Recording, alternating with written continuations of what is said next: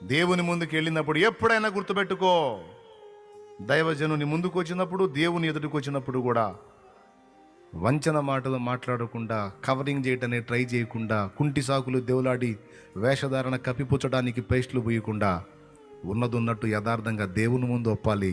దైవజనుడికి కూడా యథార్థంగా ఉన్న సంగతి ఉన్నట్టు చెప్పాలి. అప్పుడు పరిష్కారం చెబుతాడు. దేవునికి స్తోత్రం. కపట నాటకాలు ఆడకూడదు, దేవుని ముందు ఆడకూడదు, దైవ ప్రతినిధిగా ఉన్న దైవ జనుని ముందు కూడా ఆడకూడదు.